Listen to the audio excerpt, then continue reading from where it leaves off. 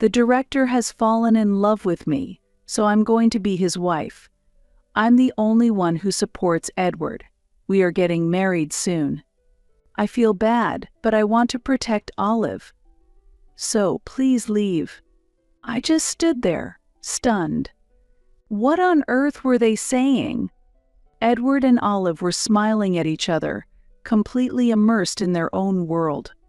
I don't know what happened after that. Unable to bear it any longer, I packed my things and left the house. My name is Stella.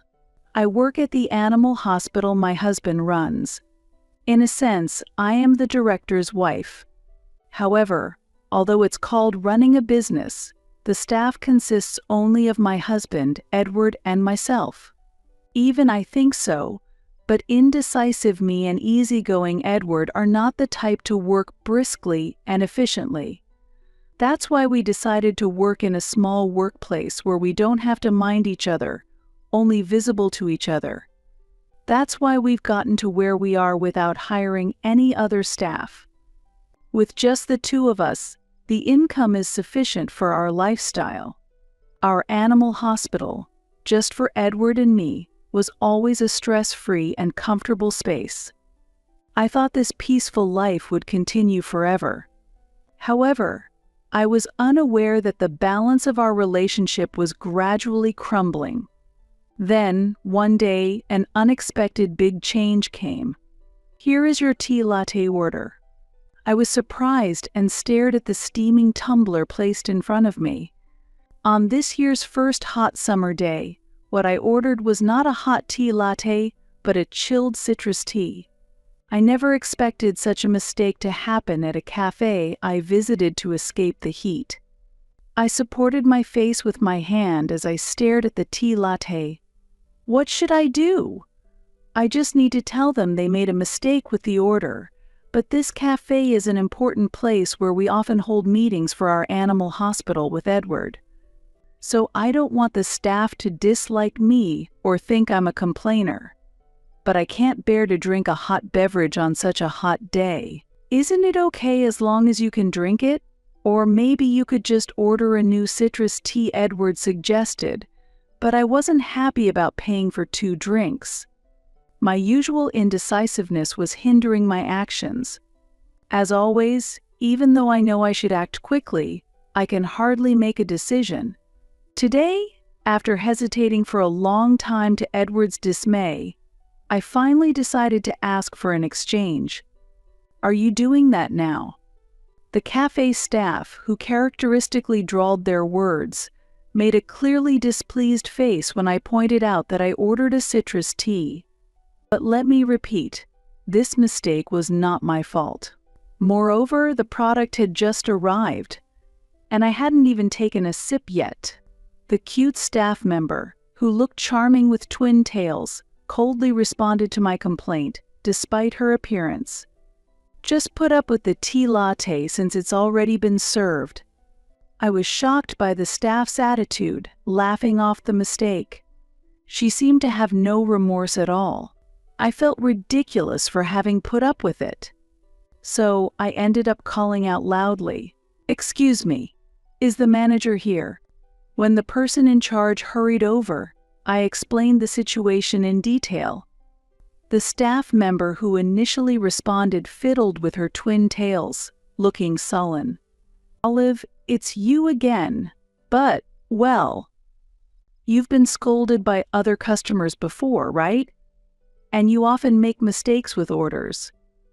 It's still a drink, so isn't that good enough?" Anyway, while the manager was still speaking, he grabbed the staff member by the collar, apologized, and pulled her into the back of the store. Olive, ha! That name I overheard by chance lingered in my memory as I ended the day. Of course, the citrus tea was safely delivered to our table afterward. It was delicious as expected.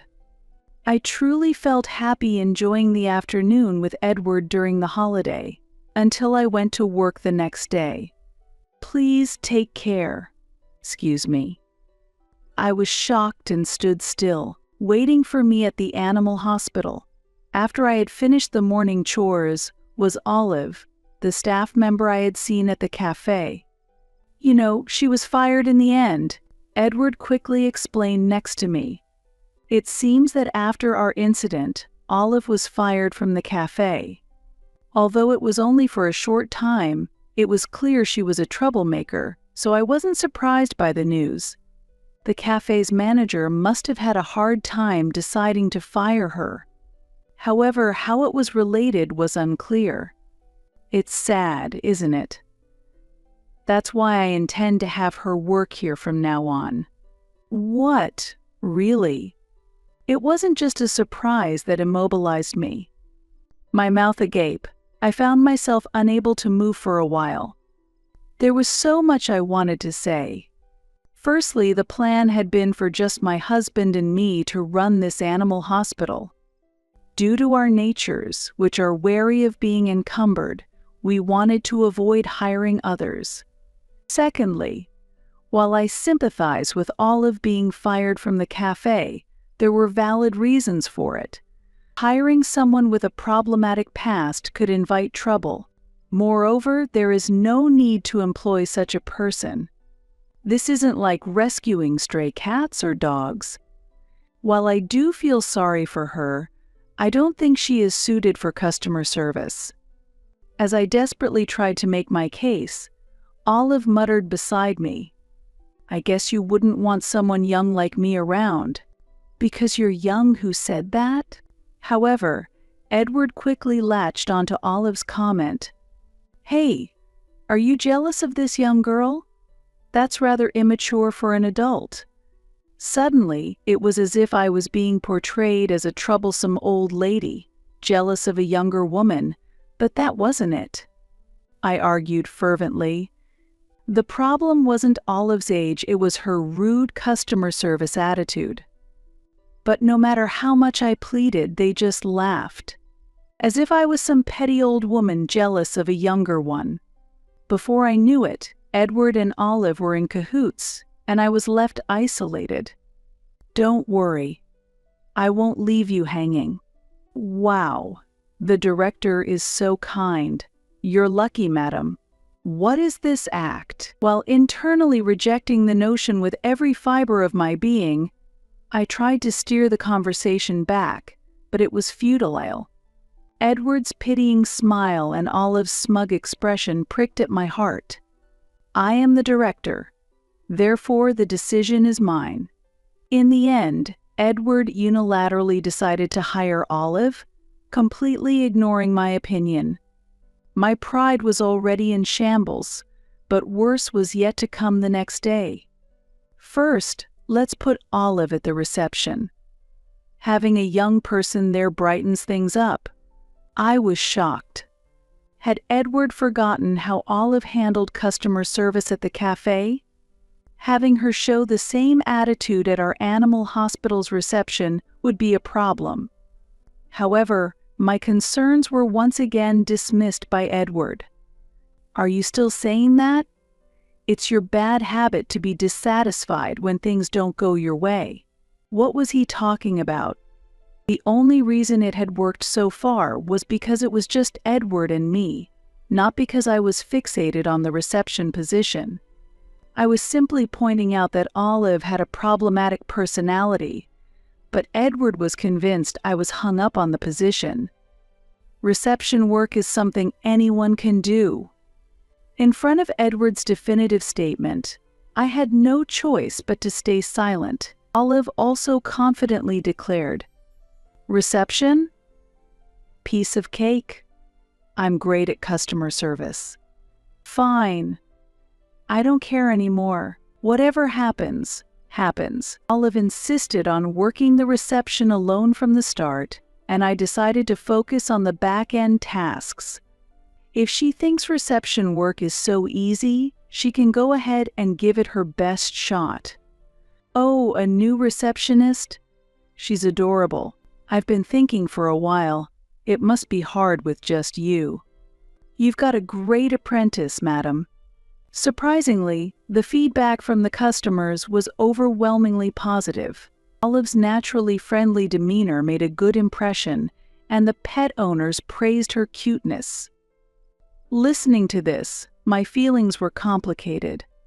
Edward smirked triumphantly at me, while Olive stuck her tongue out at me where the customers couldn't see.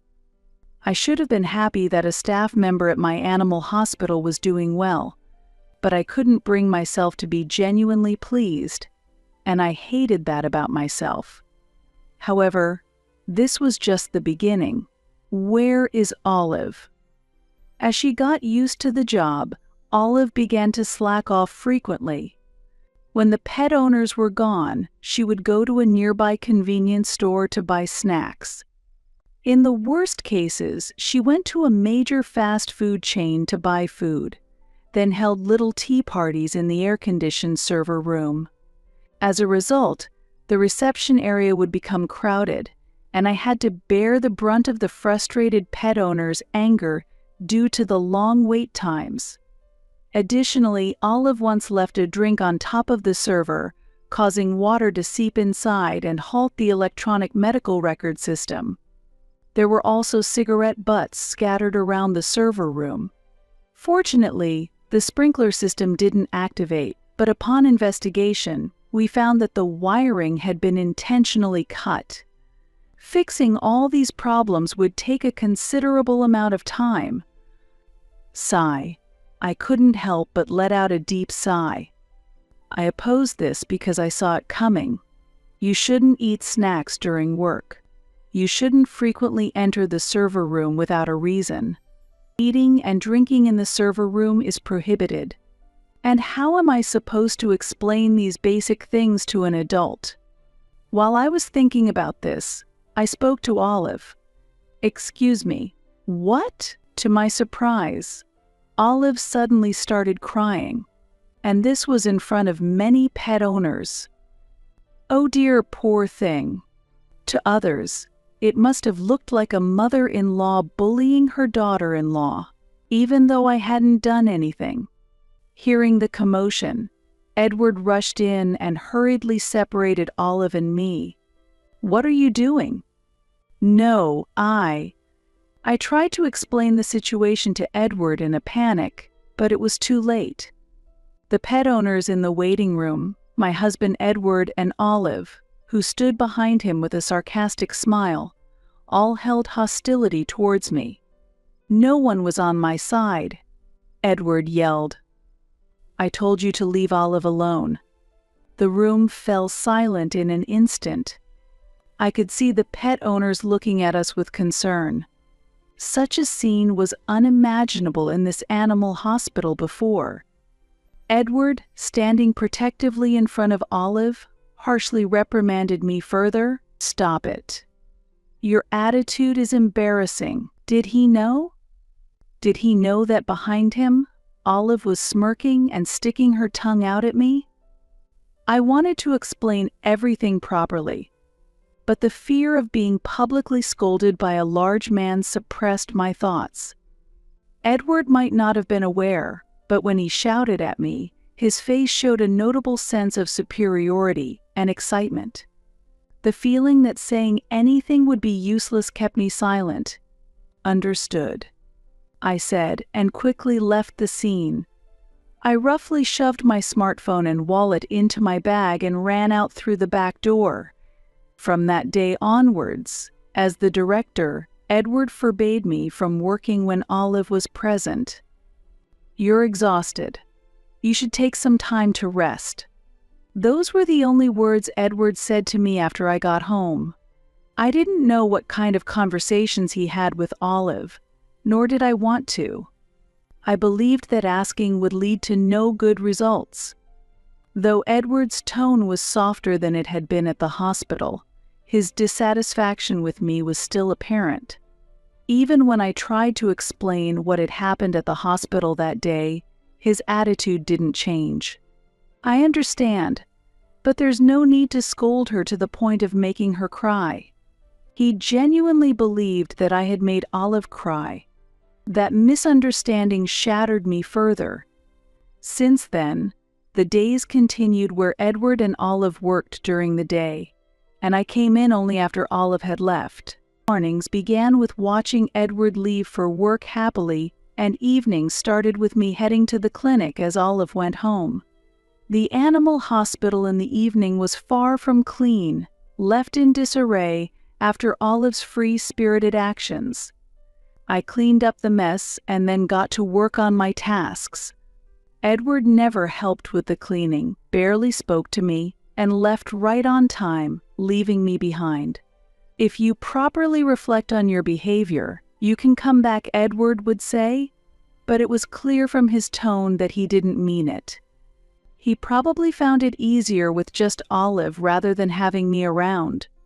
Thinking about it sometimes drove me crazy, but even the thought of returning to the hospital and how I should behave was overwhelming. There were days like that. That day, I hurried to prepare dinner. The menu included Edward's favorite sautéed salmon, fried potatoes, and clam chowder. I hoped it would make him happy. With that thought, I put the pot on the stove to brew some tea. A glance at the wall clock showed it was already 10 p.m. He was late again. He was probably eating out. Sigh. I sighed once more. Since Olive started working at the animal hospital, conversations with Edward had nearly ceased. Despite living in the same house, we barely saw each other. How long would this situation continue? I doubted that the animal hospital could run smoothly without me. I had told Edward many times, but he always responded with, "Women think about such trivial things. Olive and I can manage perfectly fine without you labeling me as a self-centered woman." I just stared at the boiling water in the pot. No matter how much it boiled, it never exceeded 212 degrees or overflowed from the pot. It felt similar to my experience in this house. I was alone in my anger, feeling like no one understood. How long had this been going on? What's with this pathetic meal? I snapped back to reality at the sound of the voice. The water in the pot had almost evaporated, leaving white residue at the bottom. Looking at me from across the kitchen was Olive. How had she gotten in here? There she stood, mocking the dinner I had prepared for Edward. "Don't touch that," I said hastily from across the counter, but Olive ignored me, picking up a piece of salmon and putting it in her mouth. "This tastes like old people's food." "It's awful," Olive said, grimacing, then throwing the plate of salmon into the trash. The carefully prepared dish, along with the favorite bowl Edward and I had chosen together, disappeared into the garbage before my eyes. "Edward said your cooking is inedible. That's why he always eats out," Olive said, throwing each of my dishes into the trash one by one. She had unconsciously started calling Edward by his first name, but I didn't even notice that. I was too focused on the despair of seeing my food being thrown away. I rushed out of the kitchen, trying to stop her from tossing the food from the dining table into the trash, but it was already too late. I watched in disbelief as the last of the fried potatoes disappeared into the garbage. These were all supposed to be Edward's favorite dishes. He always ate my cooking with such enjoyment, but was it all just a facade? Is that so? But ever since I met him, Edward has been eating with me, Olive said, showing me her phone. On the screen were photos of Edward and Olive enjoying meals together, posted on social media. With trembling hands, I scrolled through the images. This wasn't something that had been going on for just a day or two. It had been happening since I was barred from working at the animal hospital. Edward's recent late nights weren't because he was busy with work or dealing with Olive's mess. He had been dining with her. Edward's expression in the photos on social media was one of pure happiness. As I scrolled to the last image, I couldn't help but look away. There, Olive was smiling triumphantly in Edward's arms, and the photo was taken today. Do you understand now? You're just a tag along, a dull add-on by Edward's side. He loves me. I'm the one who deserves to be his true partner. Olive declared proudly. Edward says so too. He says I'm much cuter than you and that you're just a colleague at work. Olive added. Exactly, she said, turning to reveal Edward standing there with a wry smile. I stared at him, wide-eyed. He looked happier than I had ever seen him. Stella, marriage isn't everything for us. Even if we separate, you can still work at the animal hospital as you always have, he said. I was stunned. I couldn't comprehend what he was saying, but as a man, I want to make Olive happy. She will support me as the director's wife. You won't lose your job. Isn't that a good deal? Edward suggested. Edward and Olive looked at each other with smiles, completely immersed in their own world. They held hands and told me their decision. Edward has fallen in love with me, so I'm going to be his wife. I'm the only one who supports him. We are getting married soon. I feel bad, but I want to protect Olive. So please leave. My family says it's better to be with someone younger. My mother even said that younger women might have children. Although I was grateful to Edward's family, I couldn't stay there any longer. I don't know what happened after that. Unable to watch any longer, I packed my things and left. Leaving the animal hospital where Edward was the director was a given. Not wanting to face them, I used a resignation service. I never saw their reaction to my resignation. Even if you divorce, there's no need to quit your job. Work and marriage are separate, so don't worry. The resignation service relayed that to me, but I had no intention of going back. I couldn't understand why they thought I would return after being ignored so thoroughly. I was anxious about being unemployed while looking for a new job, but surprisingly, I found a new job quickly. Now I'm working hard at my new workplace.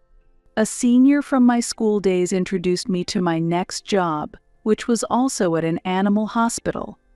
There's a lot to learn at the new workplace, and I'm busy every day. But this busyness helps me forget about Edward. I am grateful for this new environment. Since that night, I moved out and found a new place to live.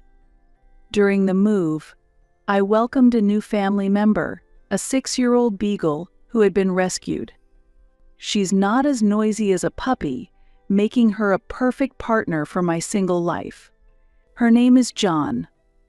Even though she's a girl, her name is John.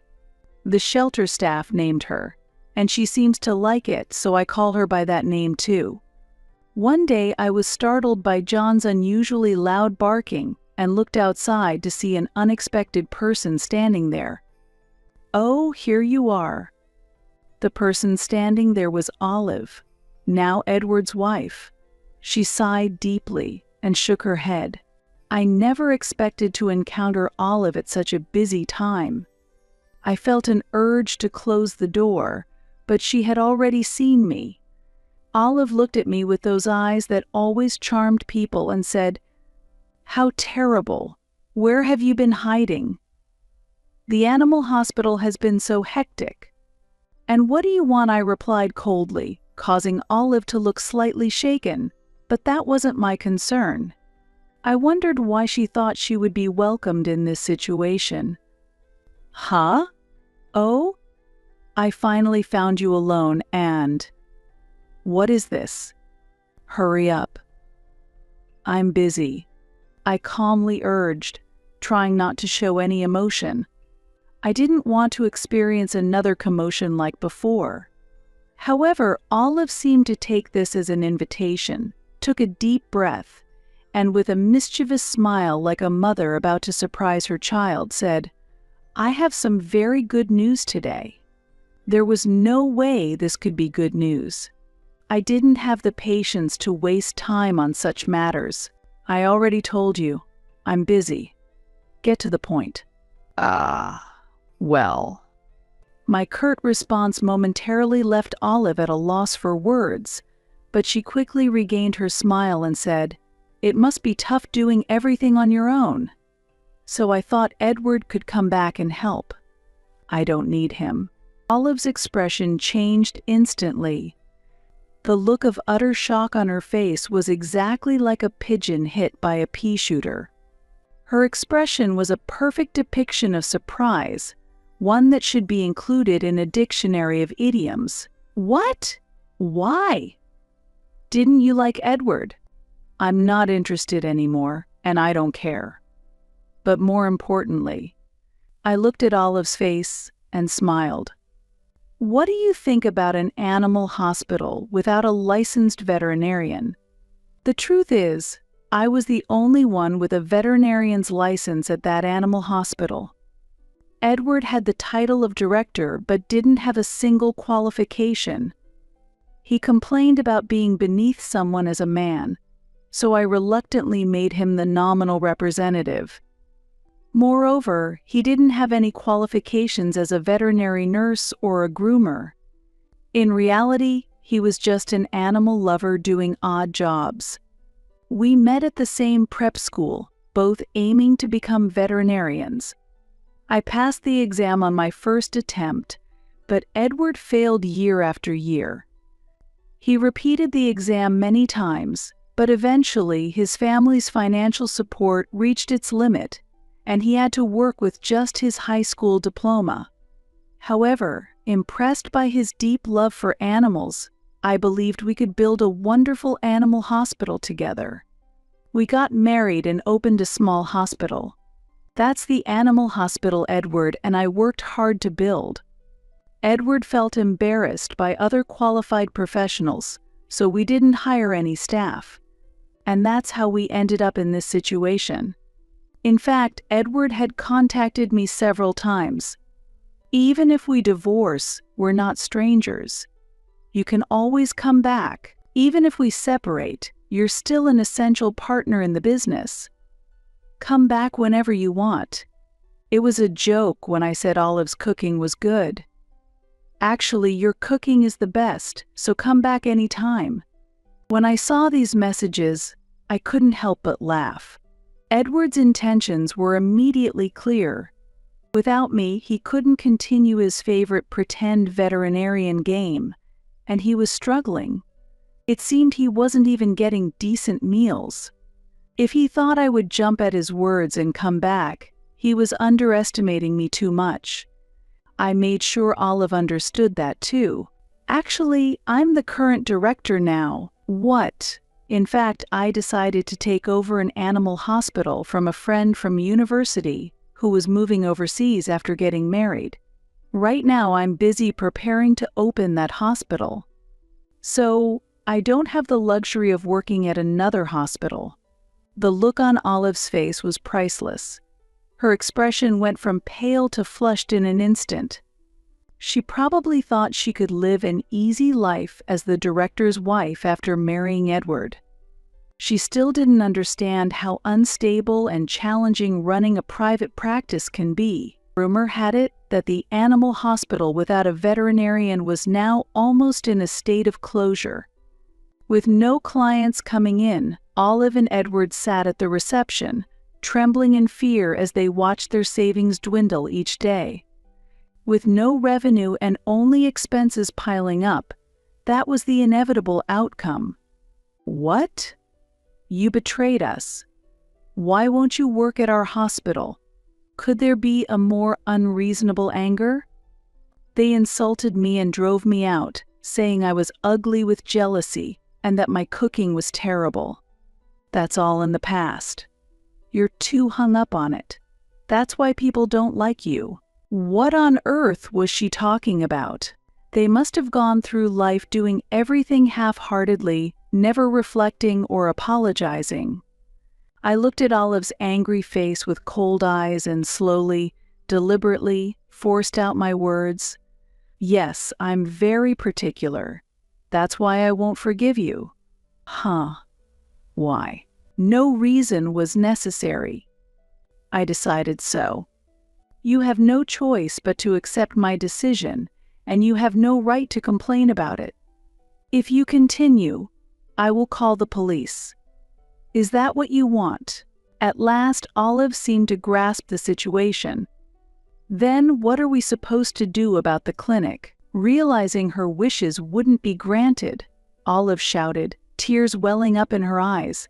What about those dogs and cats? Ah, that. I understood immediately. Edward had a troublesome habit. He abandoned them again.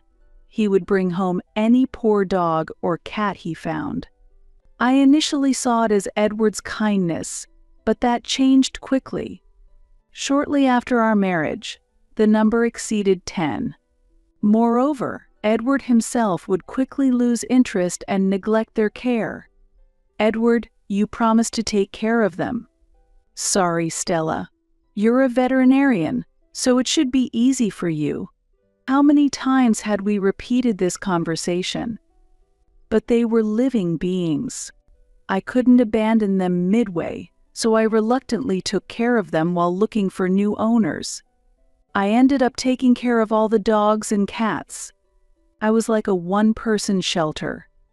Without the veterinarian network, the situation could have easily turned into an animal hoarding crisis. I thought I could handle it because I was a veterinarian, but apparently Olive had been doing the same thing. In no time, more than 10 dogs and cats were neglected, leaving their home filthy with excrement. Complaints from neighbors flooded in due to the stress-induced howling at night.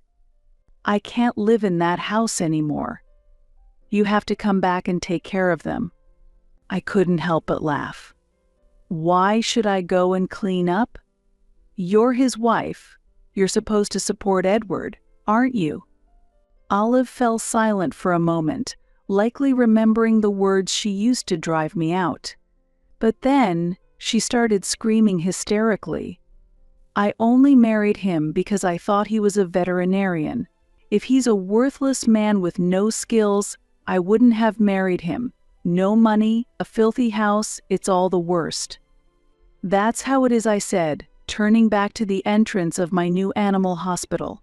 Because there stood... What's this? Edward. I had called him earlier because Olive wasn't leaving. You're the one who's been living off of me since you got fired from the cafe. Do you know how much I've sacrificed for you? Hey, that's my line. How dare a middle-aged man like you think you can be with a gal like me? If you're not a doctor, I'd never even consider you. Don't be ridiculous. It's your fault the clinic is going under. Get a job, do night shifts, whatever, and bring money into the house. No way. I'm done with this. I'm leaving. Olive stormed out in a rage, leaving Edward standing there, looking stunned and helpless.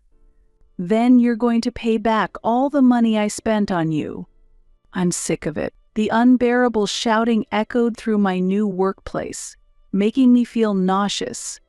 Well, I had already called the police, so they would soon take care of them. Still, I smiled softly behind their backs. I was truly grateful to Olive. I had been contemplating how to get rid of Edward, who was not only useless but also dragging down the animal hospital's operations.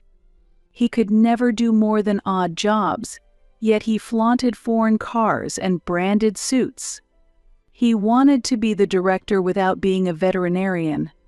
At the very least, if he had a qualification as a veterinary nurse or groomer and earned his own income, it might have been tolerable. But he would spend money on meals and gifts for younger people and women, just like he would pick up stray dogs and cats. All those expenses came out of the money I earned as a veterinarian. When I saw Olive, I felt she was like one of the stray cats Edward often brought home. So I made sure to involve Olive at the cafe, talking loudly enough for her to hear that we were veterinarians running an animal hospital. As expected, Olive clung to Edward. If she had been even slightly smarter, she might have considered that a woman could be the veterinarian. However, she unfortunately believed that women were just accessories to men. Without any doubt, she clung to Edward, and he, as usual, displayed his protective instincts and picked her up. I could hear the sirens approaching. I whispered to Edward and Olive, "You brought happiness to me. Olive, I am genuinely grateful. Meeting you has been my luckiest break." Upon reluctantly answering the phone, Kim immediately started speaking rapidly without even waiting for me to greet her. "Hello, I told you I'd be late tonight, right? It's not easy when you're unemployed, but have to go out in the morning under the guise of work, huh? Oh yeah, I forgot. It's none of my business anymore, so don't come back to this house. I've even sent your personal belongings to your parents' house out of generosity, so be grateful. With this, I'm completely cutting ties with you. Don't contact me anymore. Understood. Thank you for going out of the way to send the stuff. It's probably going to be tough going forward, but please take care." With those words, I ended the call. Although Kim's actions and words often irritated me, at that moment, I genuinely felt grateful to her. My name is Stacy. I'm 35 years old, balancing work and household chores. Although I go to the office several times a week, I mainly work from home. Marriage led to moving in with my in-laws, living as a family of 4 with my husband Tom, his parents, and myself. I met Tom 2 years ago through a mutual friend. We both liked watching movies, hit it off talking about that, and quickly found common ground. After several dates, a blushing Tom asked me, "Would you consider dating me with marriage in mind?" Without hesitation, I said yes, and that's how our relationship started. Tom is shy and quiet, but kind and sincere, and I find these traits of him very attractive. I never thought I was suited for family life and wasn't particularly interested in marriage, but gradually, I started envisioning a future with Tom. 6 months into our relationship, he proposed and we got engaged. His parents were kind, and our relationship was good. We started living together when we got married, and that wasn't much of an issue for me. Like before our marriage, my in-laws were warm and welcoming, and we managed to live in peace without the typical conflicts between daughter-in-law and the in-laws. My mother-in-law, understanding of my profession, would take care of the household duties during busy times without complaint. In exchange, when she was feeling unwell, I would take on the household responsibilities. My father-in-law was genuinely kind, always keeping our home filled with warmth. Although we had a very good relationship with my in-laws, one source of concern remained. Tom's sister, Kim, Tom's older sister, got married at 18 due to her twin daughter's pregnancy. Living about an hour away by train, we didn't meet often, and I didn't usually mind. But Kim's nature was somewhat spiteful. The first time we met, right after exchanging greetings, she threw these words at me. "Tom is marrying someone older? When I was your age, my daughter was already in her 3rd year of middle school. The fact that you didn't get married until 33 means you must either have a bad personality or just generally be a problematic person, right? You're not after our family's assets, are you? I won't allow that." Shocked by her rude remarks, my parents and I were taken aback, but thankfully, my in-laws scolded Kim and we avoided further issues. After that, Kim would occasionally make calls to leave unpleasant remarks, but I decided to let them slide. One day, while working in my room, the doorbell rang unexpectedly. At that time, Tom and my in-laws were out, leaving me alone at home. "Who is it?" Opening the door, I was confronted by Kim, noticeably pregnant. "Kim, what are you doing here?" I was surprised, making my voice pitch higher. The last conversation I had with Kim was a week ago over the phone, and she hadn't mentioned her pregnancy then. She came into the house, pushing me to the side while complaining about having to wait. After preparing a drink and offering it to Kim as she relaxed in the living room, she started talking. "I've actually decided to move back to my parents' house to have the baby. So, I'll be staying here starting today. As you can see, I'm in my 7th month of pregnancy. Congratulations. But do your parents know about the pregnancy?" While I asked calmly, despite being puzzled, Kim replied as if it was nothing. "I haven't told them yet. I have my reasons. Besides, it's none of your business." She looked slightly uncomfortable, but when she saw me trying to return to work without any further probing, she snapped, "While we're at it, you're still not working, huh? Maybe it's time you thought about getting a job." Despite explaining multiple times, Kim didn't understand and treated me as if I were unemployed. As I mentioned before, I work from home. I'm not unemployed. After getting married, my workplace got too far to commute, so I mainly work from home now. There are days I'm not in the office, but I'm still busy with many tasks.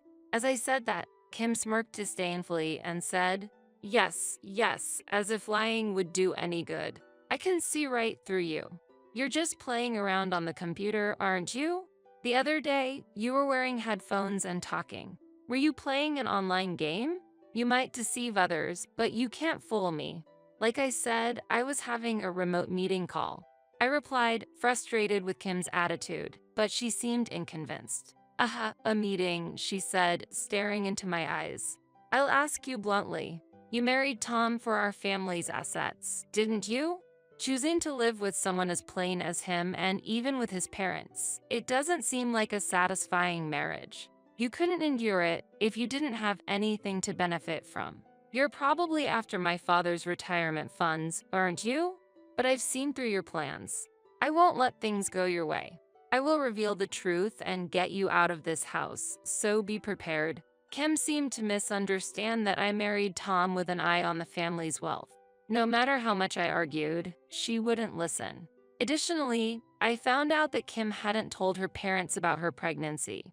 That night, when Kim suddenly returned, the in-laws were surprised and confused. However, they couldn't abandon their pregnant daughter and reluctantly welcomed her. I wasn't keen on it, but I agreed to live together out of respect for my deeply apologetic in-laws. Kim claimed to be skilled at household work as a longtime housewife, but she hardly lifted a finger, perhaps because she was depending on her parents. The bathroom, toilet, and wash basin would be a mess after her use, as if a typhoon had passed through, leaving me baffled at how she could create such chaos. When I reached my limit and asked her to maintain cleanliness, she retorted, "I'm pregnant. You're not even working. You should be the one cleaning it up." Our family's meals were usually simple, but Kim often complained about the menu, saying, "I need more nutritious food for my developing baby. This lackluster food is not nutritious enough." Although the in-laws repeatedly admonished Kim's selfishness, her attitude didn't change. I used to share household chores with my mother-in-law, but since Kim's return, she seemed visibly exhausted. Kim treated us like maids, demanding we do the chores while she acted selfishly. My mother-in-law was distressed by the situation and sometimes confided in me. I tried discussing Kim's behavior with Tom several times, but he showed no interest, saying, "That's not my problem. Handle it yourself," and didn't take it seriously at all. I thought he was kind and sincere at the beginning, but it became clear he lacked family concern. No matter the family's struggles, I couldn't expect his support or care. Dissatisfied with my husband's attitude, I kept telling myself, just a little longer, and endured patiently. 3 weeks after Kim's unexpected arrival, I had been out working since morning. There was a mountain of work that needed to be done, such as attending important meetings, checking on the work status with colleagues, and giving instructions on further tasks. After efficiently completing my morning work, I took a break at a nearby cafe. As I organized my afternoon tasks, my smartphone suddenly rang. It was a call from Kim. Upon reluctantly answering the phone, Kim immediately started speaking rapidly without even waiting for me to greet her. "Hello, I told you I'd be late tonight, right? It's not easy when you're unemployed, but have to go out in the morning under the guise of work, huh? Oh yeah, I forgot. It's none of my business anymore, so don't come back to this house. I've even sent your personal belongings to your parents' house out of generosity, so be grateful. With this, I'm completely cutting ties with you. Don't contact me anymore." "What do you mean by that?" I asked back, and Kim, clearly pleased, said, "While my parents were away on a trip, I took the chance to look through your room. I told you before that I would uncover the truth about you, right? Well, I found something interesting. I found divorce papers hidden in a drawer in your closet. Your section was already filled out, and it looks like the one that filled them out was Tom, mimicking your handwriting. Seems like he also can't stand a bum like you anymore. Interesting, no? Are you surprised? Well, yes. By the way, what did you do with the divorce paper? I asked calmly, and Kim laughed loudly and replied, "Of course, I filled out Tam's part and handed it in for processing. I felt sorry for my brother, and it's problematic if our valuable assets go to an unemployed person like you. Wouldn't Tom be angry about that?" I asked, concerned, but Kim didn't seem worried at all. Tom must have sensed that something was fishy about you. He must have wanted to part ways and had prepared the divorce papers. Even if Tom gets angry, it wouldn't matter much. He has always been timid and never talked back to me. Kim did not seem to doubt her beliefs in the slightest. It was easy to imagine her looking down on me with confidence. Now that you are practically a stranger, you won't be able to receive my father's pension. Your scheme failed, sadly. You married someone unattractive and tried to win over our parents, but all your efforts were in vain. Serves you right. With this, I'm completely cutting ties with you. Don't contact me anymore. Understood. Thank you for going out of the way to send the stuff. It's probably going to be tough going forward, but please take care. With those words, I ended the call. Kim's behavior and comments often irritated me, but at that moment, I genuinely felt thankful to her. The next morning, while relaxing at my parents' house, the doorbell suddenly started ringing. As soon as I opened the door, Kim, looking panicked, rushed in. "Hurry up, get ready, and come back. I handed in the divorce papers already, but no problem. We can still withdraw the request. Hurry." She was pressing me urgently, but I calmly looked at her and sighed. "Wait, don't tell me you have no intention of coming back. Don't be so stubborn. A lot happened yesterday. When I told Tom I had submitted the divorce papers and kicked you out, he became furious and trashed the house. We didn't know that your annual income was $1 million and that Tom was unemployed. It's not our fault. You never told us. In college, I co-founded a company with a friend of mine and became a board member. Combined with executive compensation, stock dividends, and other investment returns, my annual income amounted to approximately $1 million. Initially, Tom had a job, but as soon as he found out about my income, he quit and started going to casinos on a daily basis. Despite his parents' advice, Tom wouldn't listen. If opposed, he'd become so enraged that he'd trash the house, eventually leaving them unable to say anything. I was eager to get a divorce, but considering the in-laws who had taken care of me for years, I couldn't bring myself to leave. I was planning to escape after they had moved to a safer place. It seems like Kim learned about the truth after receiving a call from the in-laws last night. Despite not asking, she continued to give me all the details.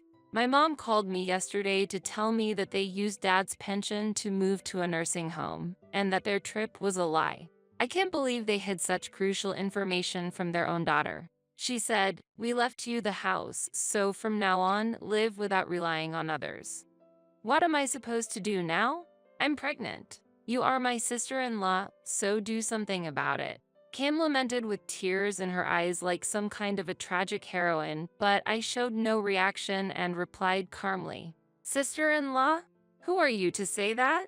You rummaged through the house, found the divorce papers I had prepared, and filed them out on your own.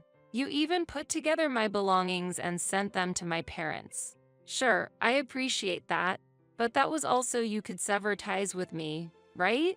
As you suggested the other day, I will no longer be involved with you guys. Please let's end this already, once and for all. Kim's eyes widened in shock as she fervently defended her position. I can't imagine living alone with my unemployed brother. Tom will definitely order me to work in your place. I married right after high school and have always been a housewife. Now that I'm pregnant, working is impossible. When I tell him to get a job, he gets angry and lashes out on me. I can't take it anymore. I had to hide in the bathroom until he fell asleep. If you continue to support us financially like you used to, Tom will be satisfied and calm down. You can go through with the divorce. Just continue supporting us. Why did she think I would act according to their convenience? I was completely baffled by the situation. Wanting to end the conversation quickly, I asked her, "By the way, do you know who the father of your child is? You boast about handling household chores easily as a housewife, but in reality, you probably leave everything to your family while you idle away. I've also heard you've been using a dating app, pretending to be much younger, seeking encounters with men. Despite having 24-year-old twin daughters, it seems you've even messed around with their friends. How can you do such things at your age? Also, you said you'd move back to your parents' house to have the baby, but what were your plans after giving birth? I heard your husband has initiated divorce." Kim was visibly shaken by my questions. How? How do you know all this? I learned about it from your mother. She said she didn't know what to do anymore. I conveyed my deep disappointment, and Kim became furious, cursing at me. "You're so annoying. That's none of your business. After giving birth, I plan to stay at my parents' house. It belongs to my father, so I should have the right to live there. I never thought I'd be in this situation. If I had known you were wealthy, I would have been kinder to you. It's your fault for not telling me. You deceived me and made me suffer, so you should pay me $1 million as compensation. With your annual income, you must have plenty of savings, right? Share some with me. If you refuse, I won't let this go." Fed up with Kim's childish behavior, I took out my smartphone and said calmly, "Is that a threat? I'll call the police," prompting Kim to scream and run away. Tom, seemingly uninterested or simply finding the situation too bothersome, has not made any contact since. Locals say he recently started a part-time night job at a nearby store, but being socially awkward, he seems to be struggling. After giving birth, Kim ultimately chose to divorce her husband, who demanded alimony and child support payments from her, leaving her with a large debt. To repay the debt, she started working part-time as a cleaner. Having never had a formal job before, Kim left a tearful voice message. "Work is extremely difficult. I would love to get some support from you. The house is dirty, and pests are starting to appear. Tom offers no help at all. Please help me." However, I did not respond to her plea. Kim's twin daughters have distanced themselves from her, and her husband took in her newborn on the grounds of the child is innocent. The family is supporting each other to raise the baby together. I've bought an apartment near my company and am focusing on my work. I still keep in touch with my former in-laws and exchange updates over the phone regularly. Having moved to a nursing home, they've made new friends and are enjoying their days, which fills me with genuine happiness when I hear them talk about their lives.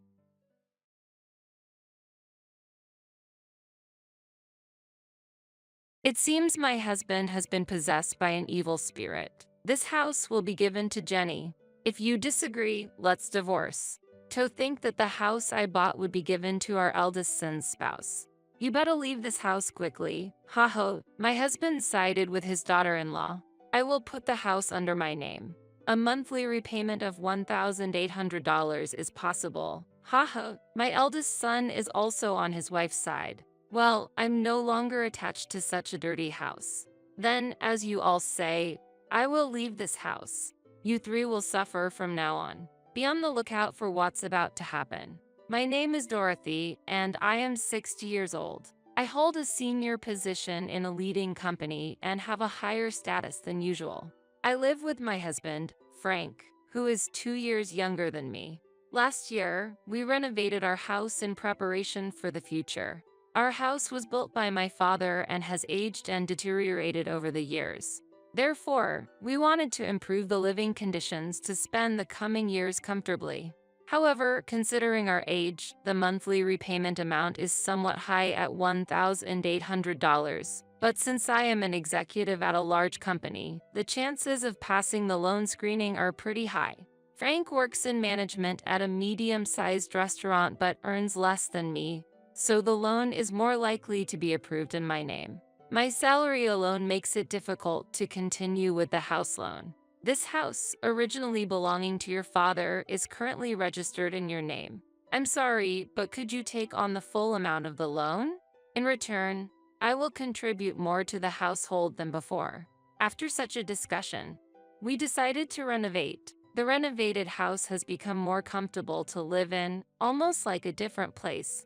It's very pleasing to know that by renovating the house I've lived in since childhood, I can continue to live here for a long time. I never imagined that the day I would leave this house would come. It was sudden. My cell phone vibrated.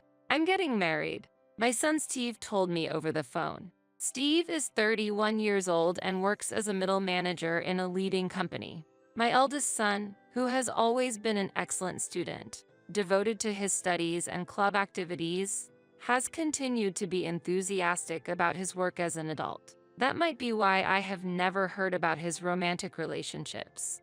I was very curious about the woman he was considering marrying. I wonder what kind of person she is. If Steve chose her, she must be charming.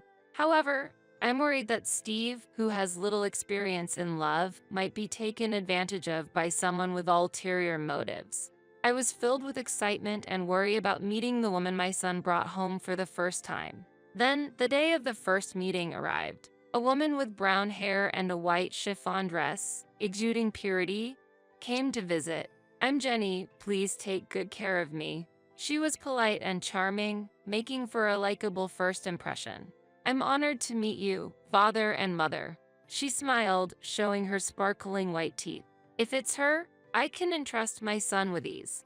I felt this way, and it seemed Frank shared a similar opinion, showing a smile. She's a wonderful girl. When Frank murmured that, she said, I'm so happy to hear that from you, Dad. I look forward to getting along with you. Gripping Frank's hand tightly and looking back at him. What's happening? Her intimacy surprised me, and I was a bit bewildered. Steve seemed surprised as well. However, a complex expression appeared on Frank's face. It wasn't jealousy, but it wasn't a comfortable feeling either. What are you doing? I asked, wishing for her to avoid such actions for my son's sake. She panicked. Oh, I'm sorry. I shouldn't have done this upon our first meeting. And quickly apologized, withdrawing her hand from Frank's. I'm often told that I don't understand personal space. It's not intentional, but I'm truly sorry. It seemed like it really wasn't intentional. Still, I was somewhat surprised by her actions, considering I initially had a good impression of her. However, Steve truly loved her. Yeah, Jenny might have a strange sense of personal space. Haha, but that's part of her charm. I'm not good at talking with women, but she approached me proactively. That's why we could become so close and consider marriage. I didn't expect Steve, who is usually passive towards the opposite gender, to change so much because of Jenny. Please take care of Steve. Despite various emotions, if she is a good person, everything will surely be okay. I accepted their engagement. Afterwards, things progressed swiftly, and within a few weeks, they had officially submitted their marriage registration. I wished for the best for their future happiness. One day, half a year after they got married, I'm home. When I returned from work, there were unfamiliar women's shoes at the entrance. Stepping into the living room, I found Jenny. Oh, Mother, welcome back. The table was littered with empty cans and bottles of alcohol. It seemed they were enjoying some drinks. What's this? I wondered about the two of them having a party without Steve.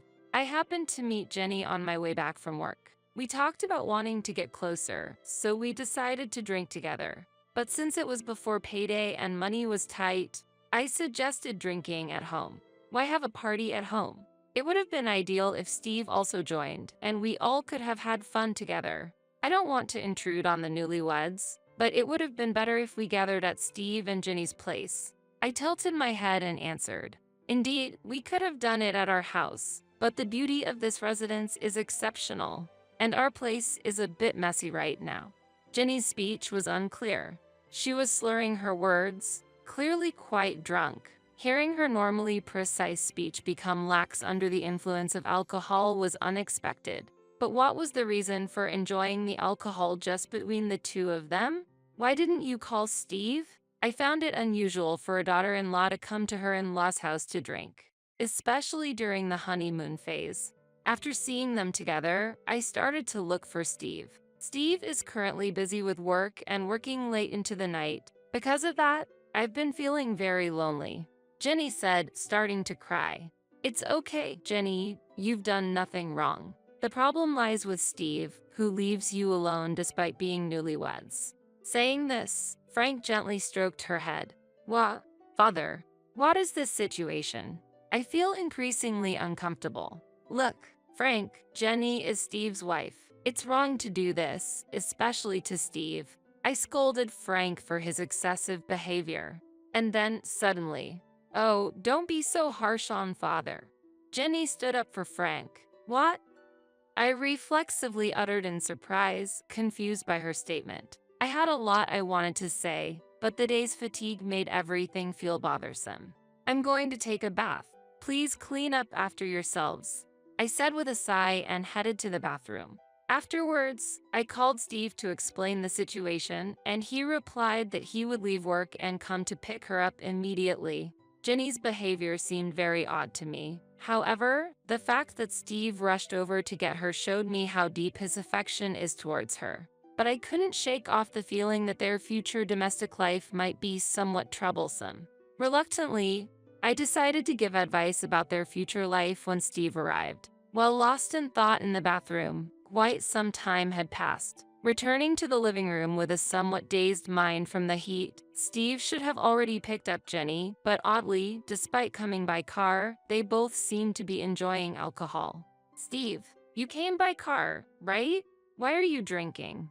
I asked, to which Steve, appearing drunk and cheerful, replied, Actually, Jenny told me to drink, and it turned out we're staying over tonight. It's good news that my son is staying over. However, the unexpected accompaniment of his wife was somewhat concerning. The decision felt quite abrupt. What? I was inwardly astonished, but Steve had already drunk alcohol. Hey, Mom can drive you. It's okay. I didn't want the daughter-in-law to stay over. Despite feeling tired, I offered to drive them home. However, Steve said, Come on, it's okay. You're tired too, right? Why don't you join us for a drink instead? With an innocent smile. At that moment, I found myself speechless without any room for argument. Haha, huh? At that instant, a feeling of discomfort sprouted within me. Suddenly, Jenny looked at me with a smirk, as if her smile harbored some conspiracy. Could it be? It seemed like she was laughing at my puzzled appearance. It's just my imagination, right? I truly hoped it was a misunderstanding, but in reality, her plan had already been set in motion at that point. The next day, Jenny apologized deeply for her missteps multiple times. I am terribly sorry, she said before leaving, and I felt like peace had finally been restored, overwhelmed by fatigue. But when I returned home that day, Jenny was there again. Steve was nowhere to be seen. Disheartened by the previous day's events, there was a change in her demeanor. I'm sorry for the inconvenience again, but I really wanted to apologize in person, she said, handing over some sweets. I too lost my composure yesterday. I'm truly sorry. Frank seemed regretful as well. Seeing their remorse, I decided to forgive them this time. I appreciate it. Jenny seemed genuinely relieved, but perhaps because the situation was quite awkward, she stopped visiting our home afterwards. Honestly, I did not want to get deeply involved either, so I was grateful for that outcome. Then one day, Frank, with a serious look, said, I have something to tell you. As I waited in the living room, wondering what was going on, Steve and Jenny visited for the first time in a while. It's been a while, I greeted, but they seemed to ignore my words and passed by as if they hadn't heard me. Perhaps my voice didn't reach them. Suddenly, Frank declared loudly, This house will be given to Jenny. If you disagree, let's divorce. What? I was astonished. The discussion of transferring the house to Jenny came out of nowhere. It was a baffling situation. While I was confused, Jenny said, Please leave this place. What does she mean? I'm confused. Wait a minute. What do you mean by transferring the house to Jenny? I asked, to which Frank replied, You've been making Jenny suffer, haven't you? That's unforgivable. She's such a good girl. Making her suffer. There's no such fact. However, Frank refused to listen to my argument. Shut up. I heard it from her. That's why she was crying, saying she couldn't go home. Frank continued angrily, with Jenny shedding tears. Why has it come to this? Then Steve also burst out in anger. I never thought my mother could do such a thing. You're horrible. The more I denied, the angrier they became, and Jenny's tears didn't stop. That's why we're going to divorce. Leave this house immediately. I plan to continue living here with them. I couldn't understand why I had to transfer my own house to Jenny. When I asked for the reason, because Jenny is deeply hurt. We could have sought compensation, but we thought of a better solution. Taking this valuable house from you and giving it to Jenny is the appropriate punishment for you, was the response I received, even though I didn't make her suffer. Why should I face such retaliation? It's impossible for Jenny, who quit her job after getting married, to pay a monthly loan of $1,800, I argued. Don't worry, we'll change the name to Steve. As long as Steve is working, the name change should be possible right away. However, there are restrictions on changing the name on a loan contract, so it wouldn't be that simple. In reality, changing the loan terms wouldn't be easy. I doubt the bank will allow it. When I counted, Frank said, don't worry, not only you, but Steve also works at a letting company. Plus, I have an acquaintance at the financial institution where you have the loan. If I talk to him, it should go smoothly. Appearing fully convinced. Yeah, a monthly repayment of $1,800? Piece of cake. Influenced by Frank's confidence, Steve also agreed. Gradually, the reality of transferring the house to them became apparent. I've said it many times, but I didn't do anything to her. There's no way I'm handing over this house. As I strongly objected, they became furious again. I was fed up with this situation. Then Jenny, who had been crying all this time, spoke up. Mother, for the sake of us and our unborn child, please, she pleaded while caressing her belly. Unbelievable. Mom, Jenny is actually pregnant right now.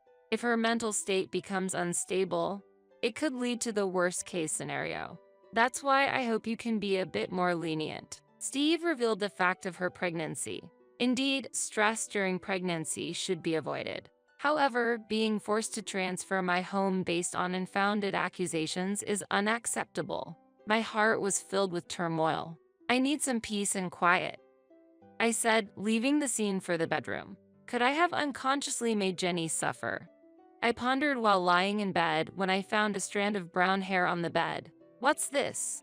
Both Frank and I have black hair, so finding brown hair here is strange. Could it be Frank? My heart was disturbed. After the recent troubles, to find such a shocking discovery was overwhelming.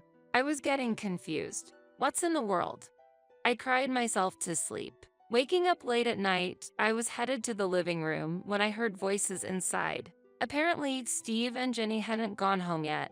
I wished I could have joined the evening drink. Someone said, but Jenny, you're pregnant. You need to refrain, was the response. Hearing Frank and Jenny conversing joyfully, it felt like there was no space for me. My heart was heavy due to Jenny's inexplicable complaints. Standing frozen outside the living room, suddenly, an intimate sound reached my ears. Jenny, I love you. Frank's voice. Stop it, Frank. If Steve and Mother find out, Jenny replied. Shocked, I was disturbed by what Frank and Jenny were doing. What on earth is happening? Don't worry. Steve is completely drunk, and Dorothy has been cooped up in her room all this time. She must be asleep by now. Haha, they were discussing. Haha, maybe she's angry and hiding under the bed? How funny? Haha, they laughed together.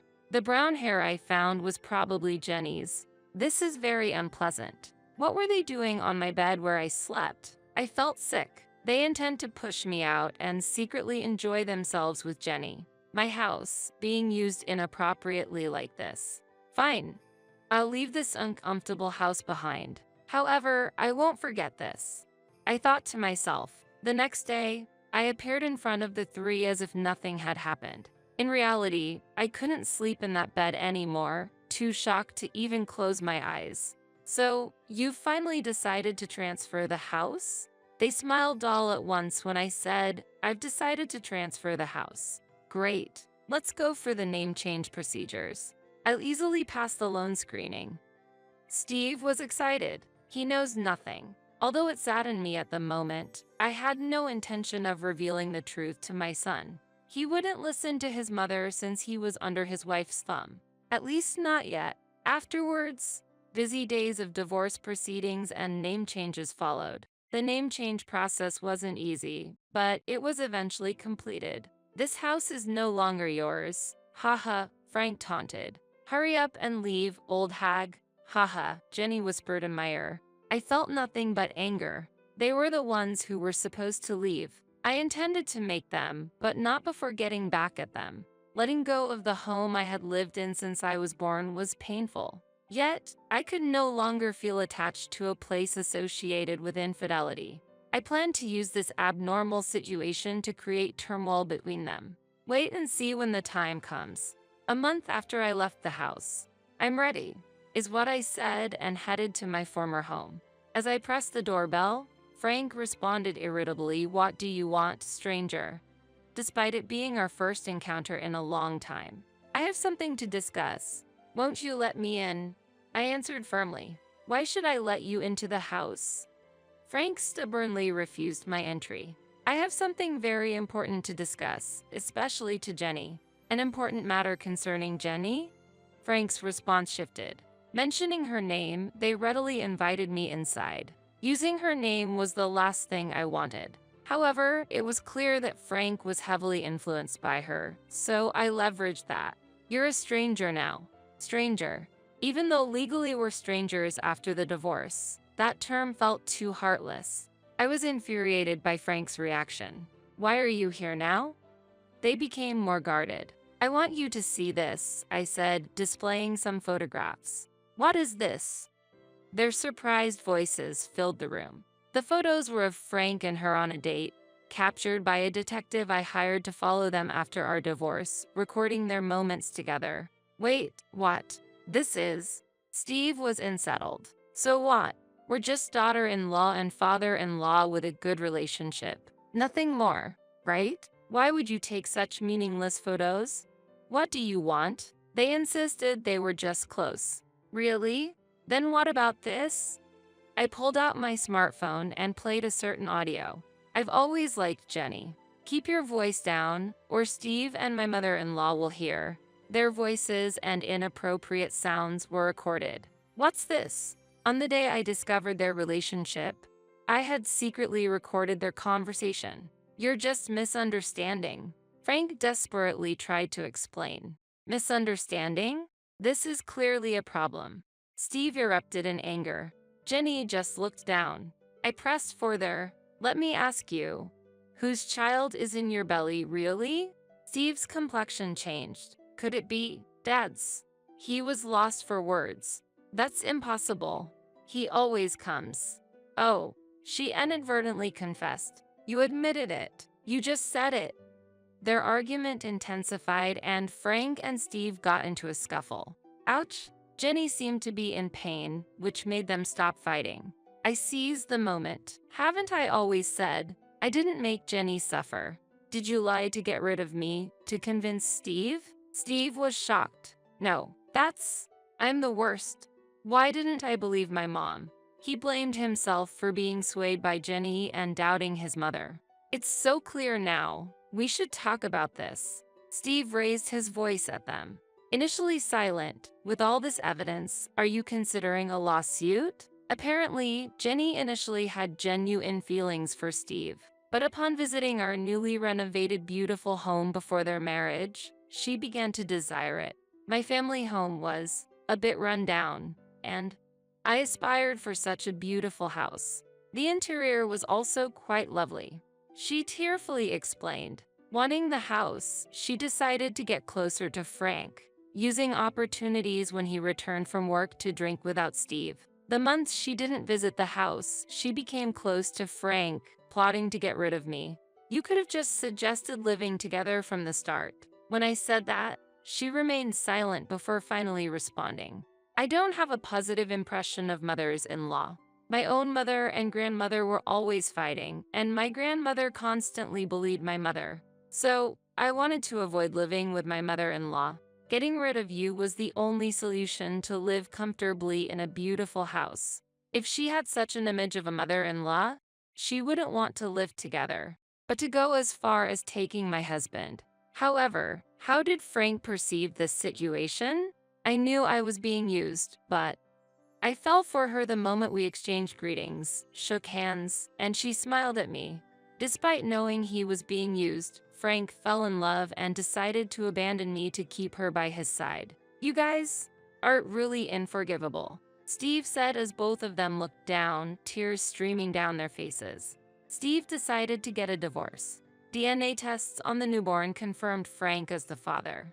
I won't be paying child support, he declared, demanding alimony from them. I made a similar choice. I never thought I'd be demanding alimony from my own father. I gently patted Steve's head as he sobbed. Our lives were thrown into chaos because of a foolish woman's actions. However, the life that got thrown into chaos the most was her own, which she would regret forever. My prediction was spot on. 2 years later, she chose to continue living with Frank in a de facto marital relationship, claiming it was for the child's sake. And to work and raise her child, she had to leave her newborn at daycare. Today, Grandpa, Dad came to pick you up, huh? She seemed to attract attention from other mothers at the daycare. While the children played well together, she felt lonely not being able to make any mom friends. Additionally, when she explained her divorce and relationship with Frank to her parents, they got furious, directing their anger at Frank too. Now, she is estranged from them. This was all the result of her own choices. Meanwhile, Steve lives alone in that house. I wanted to sell it, but that would be too cruel to Mom. After all, this is the house where Mom has lived all her life. I couldn't sell a house filled with such memories. He felt disgusted by the house and considered selling it but couldn't due to guilt, possibly influenced by my repeated expressions of discomfort towards the house. He arranged for house cleaning and disposed of all possessions belonging to Frank and her. Steve, acknowledging the trouble caused by her, said, "It might be because of that woman, but I've troubled you, Mom. You might not be able to forgive me, but please let's meet up sometimes. Visit the house. And let me be a good son to you from now on." And gave me trip tickets. Steve has shown deep remorse. Although I can't forgive him just yet, I'm willing to work towards restoring our relationship.